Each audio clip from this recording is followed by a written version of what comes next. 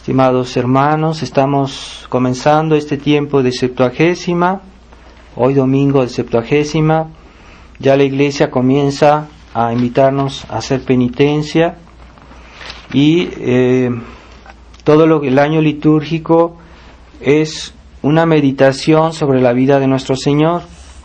Entonces hay que tener esa conciencia de que el año, las fiestas del año, en alguna manera nos recuerdan algo de la vida de nuestro Señor y que debemos tratar de hermanar nuestros pensamientos a eso. Entonces aquí habla el introito de la misa de hoy, habla de una especie de angustia, ¿verdad?, por esas tribulaciones que le esperaban a nuestro Señor en el tiempo de su pasión, y que ya comenzamos a entrever ese tiempo de Semana Santa, y que todo este tiempo de Septuagésima y de Cuaresma es una preparación al tiempo de Semana Santa. Entonces hay que tener conciencia de eso y no asistir a la misa de una manera completamente pasiva. Hay que tratar de hermanar, como decía, nuestra alma a esos momentos de nuestro Señor, esa preparación a su pasión. Entonces este tiempo de Septuagésima es también para moderar nuestras pasiones y tratar de corregirnos y de vencerlas, porque las pasiones son como siempre, un obstáculo a unirnos a Dios, y el demonio está ahí para incitarlas, ¿verdad? Así que él trata de debilitar nuestra unión a Dios, nuestra confianza en Dios y nuestra santificación. Él de alguna manera trata siempre de hacerlo. Y hemos oído el Evangelio de hoy, que de esta parábola de los trabajadores de la viña, en la cual este padre de familia, este patrón, ¿verdad?, va a buscar empleados para que trabajen en su viña. Esta viña es símbolo de la iglesia, a la cual Dios todos nos invita a venir a trabajar. Algunos han venido antes, otros llegan después, porque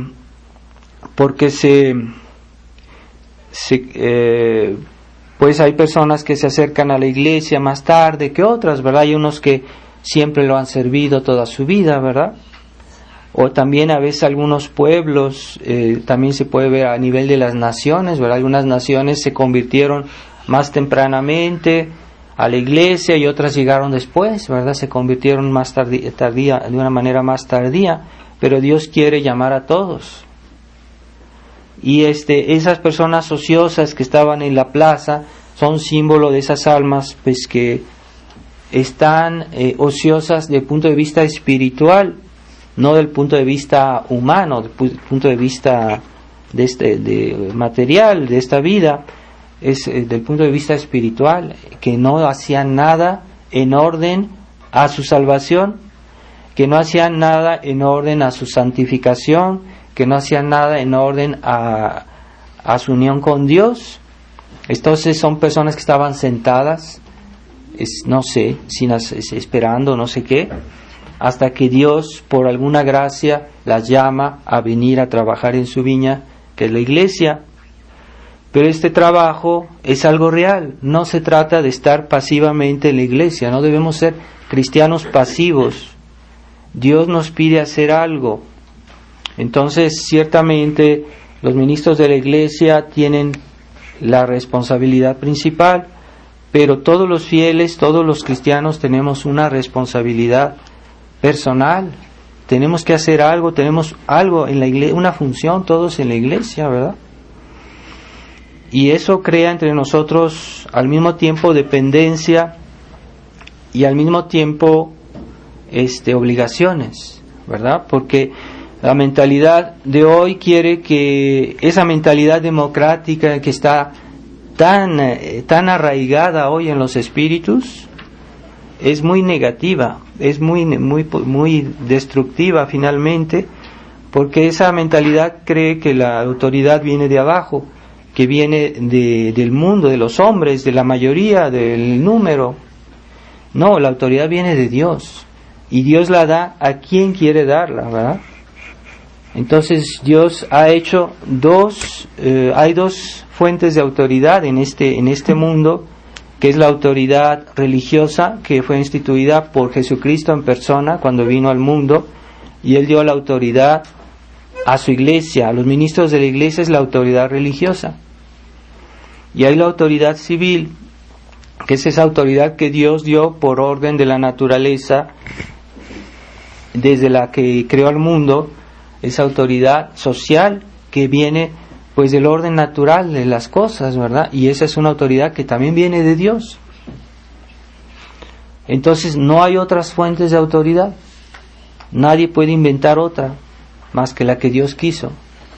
Nadie puede pretender un derecho fuera de esas fuentes de autoridad.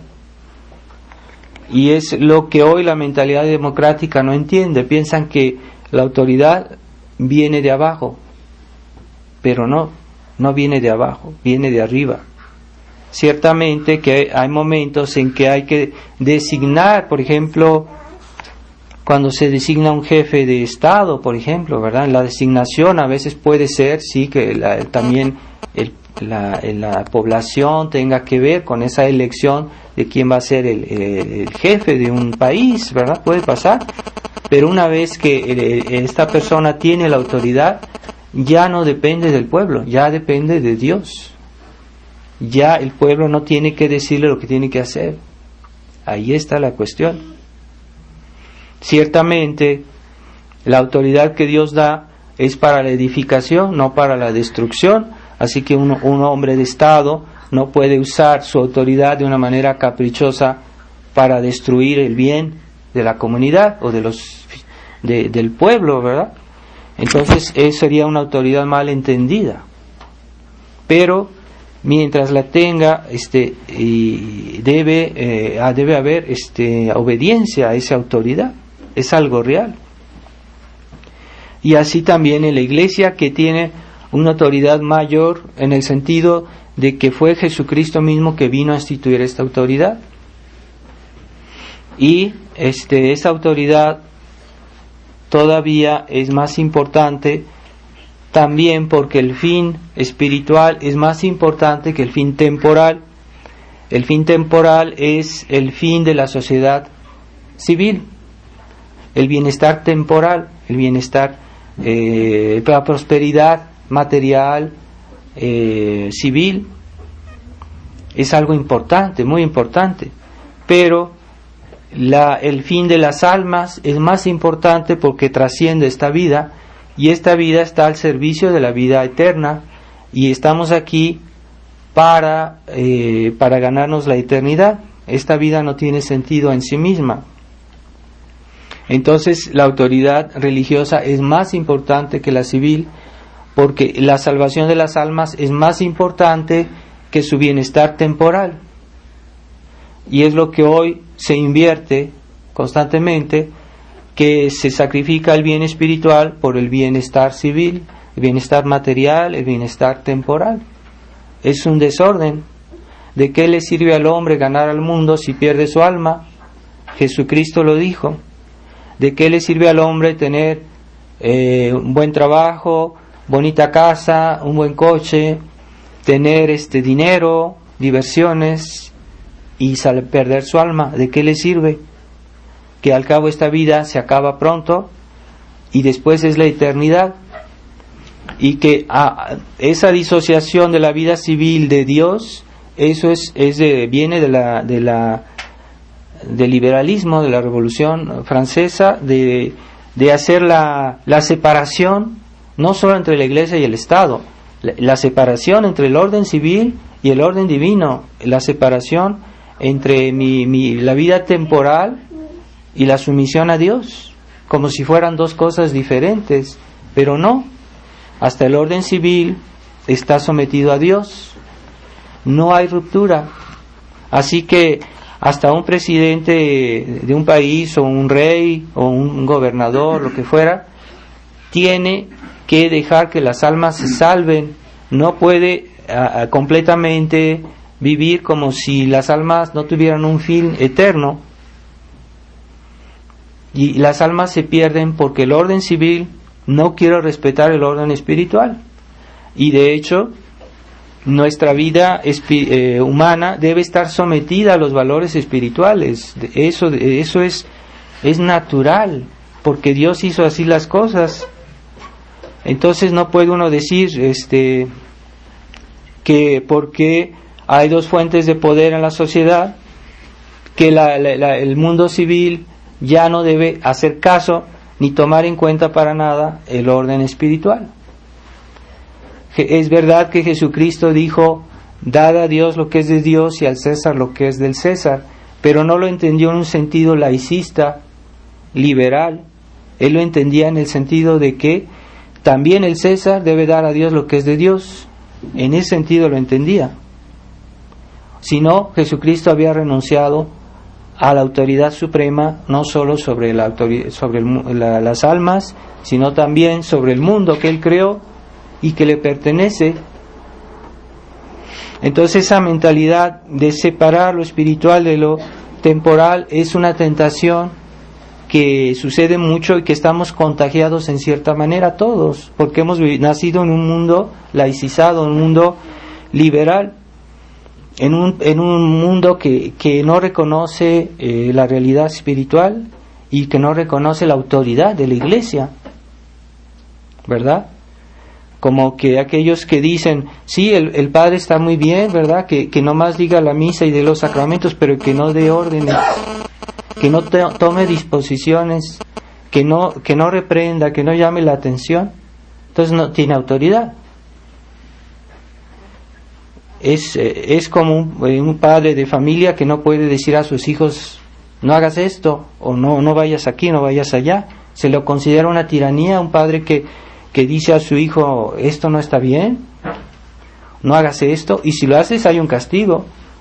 Entonces la autoridad espiritual es lo mismo, incluso más, porque hay tres poderes. La teología nos enseña que así como Jesucristo era rey, es sacerdote, pues así Jesucristo no solo es sacerdote, es rey.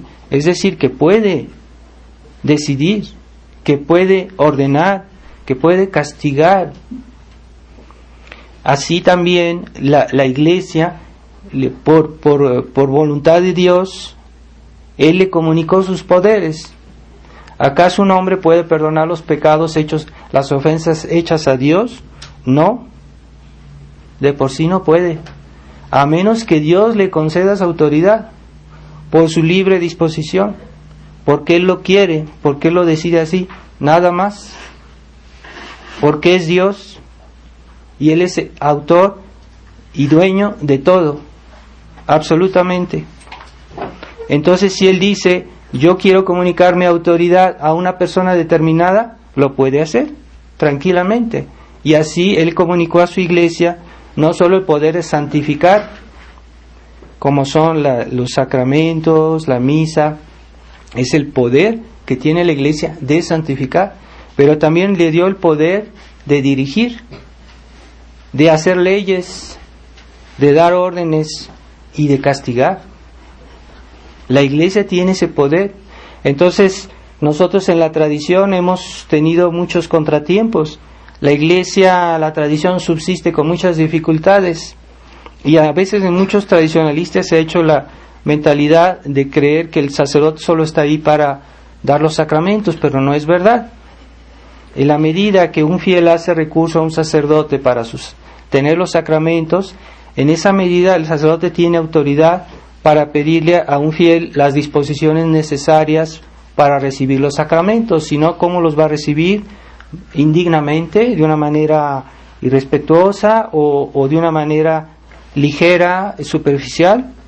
Entonces Dios no pide cosas absurdas. Si Dios nos da algo, nos da también los medios para hacerlo. Así que si Dios nos dice que se pueden recibir los sacramentos en ciertas circunstancias difíciles, también da los medios para que esos sacramentos se reciban correctamente. y el sacerdote tiene el derecho a aquellos que recurren a él a pedirles las disposiciones que van junto, y esas disposiciones pues son también una cuestión de vida cristiana, no nada más el domingo de asistir correctamente a misa, sino también de vivir con las disposiciones necesarias para poder recibir a nuestro Señor en la hostia. Y eso es un trabajo de toda la semana. Entonces un sacerdote puede pues decir a alguien, pues ten cuidado con aquello, no, esto no está bien, realmente haz un esfuerzo, ¿verdad? Eso lo puede decir tranquilamente. Entonces, ciertamente la situación de crisis de la Iglesia pues nos ha creado una situación un poquito de no tenemos esa organización como había antes en las parroquias, pero tenemos la fe, tenemos los sacramentos, pero a veces uno puede tener tentación de hacer a su modo, cuando no es así. No podemos hacer a nuestro modo. Ciertamente, en las cosas esenciales, en lo que lo es la tradición de la Iglesia, no podemos hacer excepciones, ¿verdad? Y si sabemos que un sacerdote no respeta la tradición, no respeta la doctrina de la fe, no respeta las disposiciones de la Iglesia, pues es normal que un fiel se aleje de él, ¿verdad? Si empieza con cosas que son contra la Iglesia, contra la fe, o que contradicen nuestra conciencia realmente, pero fuera de eso no es suficiente. Cualquier de los detalles humanos que siempre habrá en todo lugar y en todas las familias, hay algo que no va, hay algún problemita, pero es por eso que Jesucristo nos dio la cruz como un medio de salvación. Así que la cruz es la que llevamos todos los días, en esas cositas que nos hacen sufrir, que nos molestan, y que a veces no a veces, siempre es inevitable que en el cumplimiento de nuestros deberes haya sufrimiento. No se puede excluir completamente el sufrimiento, y no solo eso, hay que asumirlo, hay que soportarlo incluso generosamente, ¿verdad? Como los santos que abrazaban la cruz, no la llevaban, la abrazaban. No es la misma actitud. Una cosa es soportar algo y otra cosa es asumirlo, y es lo que Dios nos pide en el cumplimiento de nuestro deber a los padres de familia, ¿verdad? No es fácil para un padre de familia trabajar toda la semana para alimentar a su familia.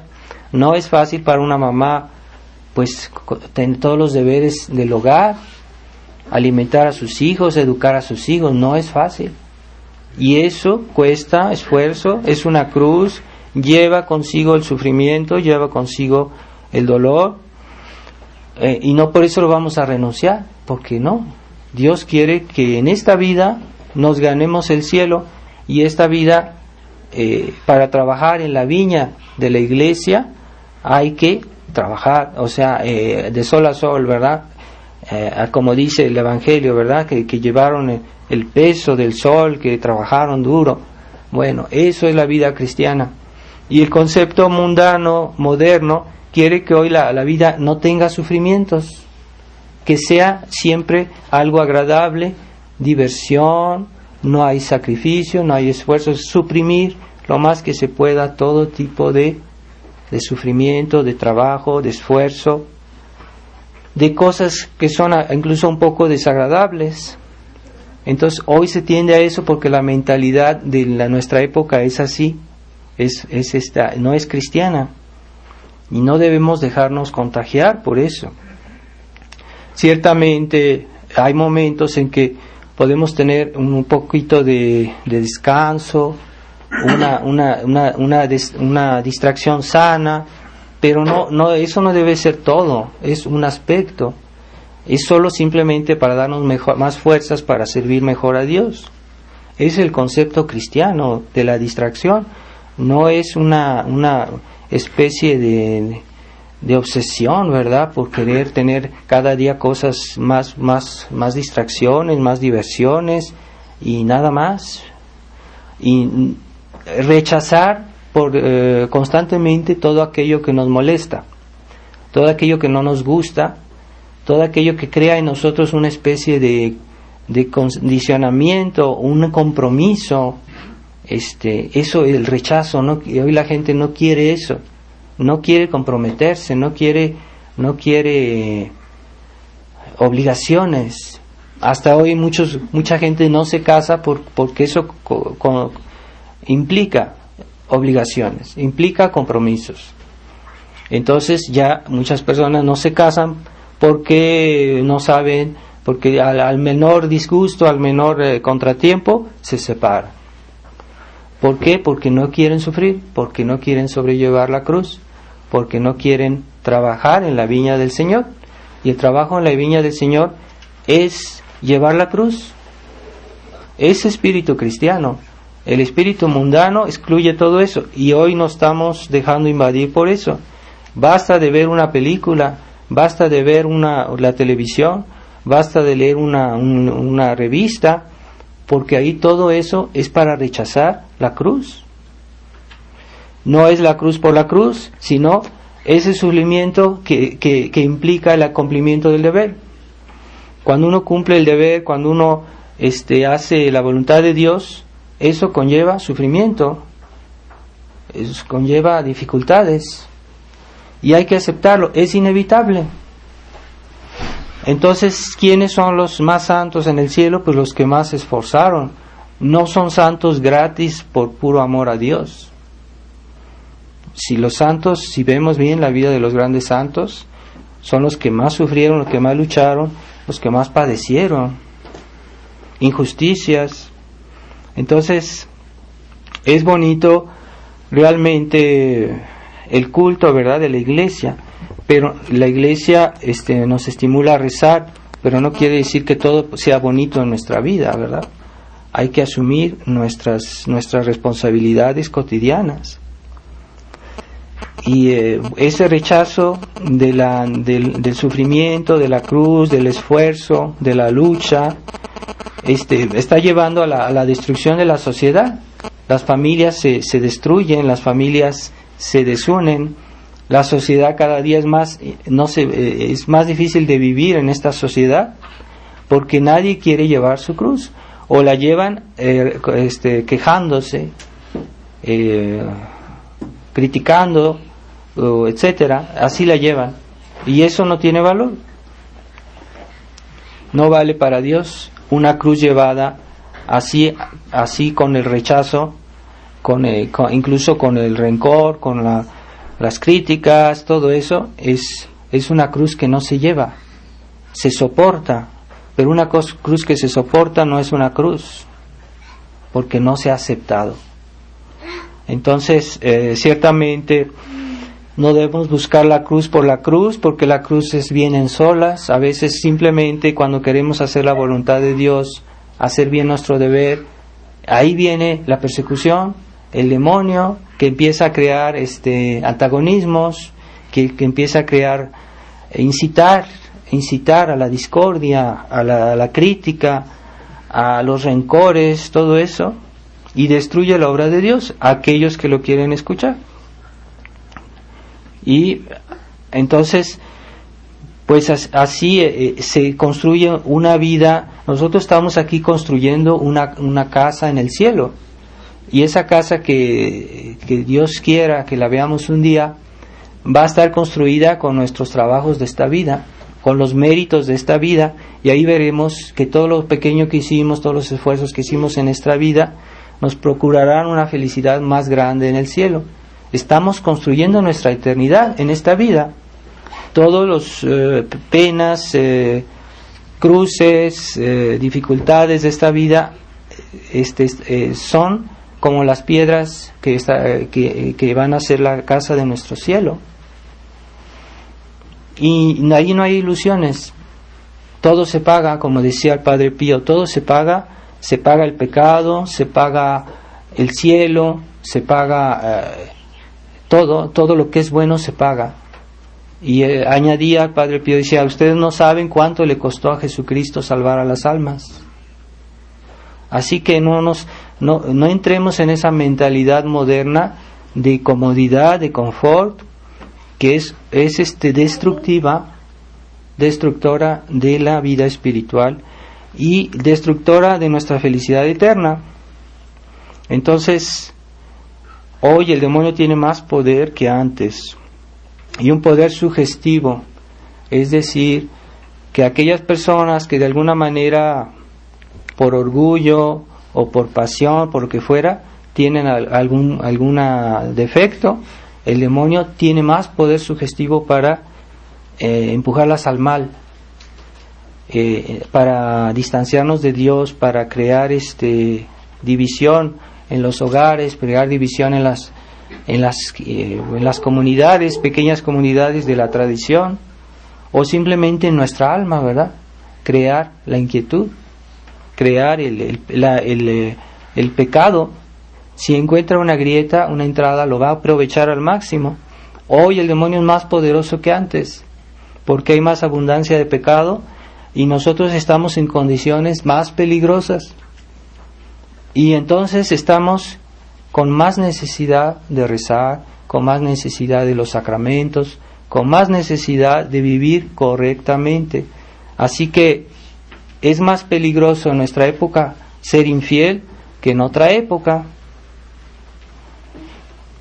Entonces hay que ver cómo estos obreros que vinieron a diferentes horas, unos llegaron más tarde y recibieron el mismo salario. ¿Por qué? Porque a veces en poco tiempo se puede hacer mucho mérito si nuestras disposiciones son buenas. Y hay personas que han sido católicas toda su vida, pero que nunca han progresado, que se han acostumbrado a la mediocridad y que simplemente hacen un poquito todas las semanas por Dios. Pero hay personas que llegan a última hora y que hacen lo mejor posible, como María Magdalena, y que llegan también, pueden en poco tiempo hacer mucho, hacer el trabajo de toda una vida por una buena disposición espiritual, porque rezan más, porque aman más a Dios. Y aquel que más le es perdonado, ama más, como decía nuestro Señor. Pero finalmente lo que cuenta es esa disposición espiritual que Dios nos pide, que hace que nuestra alma sea apreciada de Dios, ¿verdad? No tanto nuestra vida, nuestros actos, pero nuestra alma, ¿verdad? Es que la intención con que hacemos las obras de Dios es buena o es irreprochable según Dios, porque Dios es muy exigente. Es más exigente que cualquier padre. Dios es tan exigente que hizo el infierno. Dios es tan exigente que hizo el purgatorio. Cuidado. Y Santo Tomás nos dice que el más pequeño sufrimiento del purgatorio es mucho mayor que el más grande sufrimiento que podamos tener en esta vida. El más pequeño sufrimiento del purgatorio, que en el purgatorio hay muchos sufrimientos, pero el más pequeño es mayor que el más grande sufrimiento de esta vida. Imagínense si Dios no es exigente para purificar un alma que no se quiso purificar en esta vida. Entonces vamos a menospreciar la oportunidad que la Iglesia nos da al tener tiempo de Septuagésima, tiempo de Cuaresma. No vamos a aprovechar para hacer un poquito de penitencia, un poquito más de oración, un poquito más de obras de caridad. Pues no hay que menospreciar lo que la Iglesia nos presenta, aunque la Iglesia nos los presenta de una manera tan amable, tan benigna, que parece que no estamos obligados, ¿verdad? Pero sí estamos obligados delante de Dios a hacer un esfuerzo de vida cristiana. Entonces tratemos de esforzarnos en este tiempo de Septuagésima y en el tiempo de Cuaresma, purificar nuestra alma. No solo se trata de purificarnos de esas de esos castigos que deberían venir tal vez en el purgatorio, sino también purificarnos de nuestros malos hábitos, purificarnos de nuestras malas costumbres, purificarnos de todo aquello que en nuestra vida no place a Dios. Entonces, tengamos presentes que Dios es muy exigente, pero al mismo tiempo sabe mezclar la indulgencia, la benignidad con su severidad. Así que hoy es el tiempo de la benignidad, esta vida es el tiempo de la benignidad, pero habrá un tiempo de la justicia. No pensemos que Dios tendrá siempre la misma actitud. Y en esta vida Dios nos trata muy suavemente, nos da mucha libertad, mucha manera para que hagamos lo que Él desea, es que lo hagamos espontáneamente, que salga de nosotros. Por eso no quiere, porque algo que es a fuerzas es mal recibido y es menos meritorio. Así que Dios nos da mucha libertad, pero sí nos da conciencia de todo lo que está bien, lo que está mal. Entonces no es porque no está ahí para obligarnos, a empujarnos a hacer algo, pero nos dice, cuidado, hay los 10 mandamientos, todos los 10 mandamientos, no solo algunos, todos. Hay la ley de la iglesia, en tiempo de Cuaresma, hay pues la enseñanza de Dios, que hay que someterse en todo. Y entonces no sé, pero en esta vida nos da esa libertad tan grande para hacerlo espontáneamente. No tenemos la libertad moral, tenemos la libertad física, pero estamos de todos modos obligados moralmente a hacerlo, aunque Dios no nos obligue físicamente. Pero el día del juicio Él va a ser muy, muy, muy exigente, como los santos nos explican, ¿verdad? Lo que será la otra vida. Así que vamos a tratar de reflexionar sobre esta realidad. Y ciertamente de un momento a otro nadie es santo. La santidad es como una subida, como una pendiente que uno va tomando para subir a una montaña. A veces esa pendiente es ligera, ¿verdad? Pero poco a poco va subiendo. No se llega a la cima de una manera brutal. La vida cristiana se construye poco a poco, las virtudes se construyen poco a poco. Así que Dios también nos trata con esa suavidad y esa comprensión que es digna de Él, porque es bueno. Entonces en esta vida tenemos tiempo, el tiempo poco a poco nos podemos ir mejorando, podemos ir corrigiendo con suavidad, pero sí con constancia. No hay que abandonar lo que se ha comenzado. Vamos a pedirle a nuestro Señor que nos conceda estar un día con Él y participar de su gloria y de su felicidad. Y vamos a pedirle esto también a Nuestra Señora, a la Virgen María y a todos los santos. Ave María Purísima.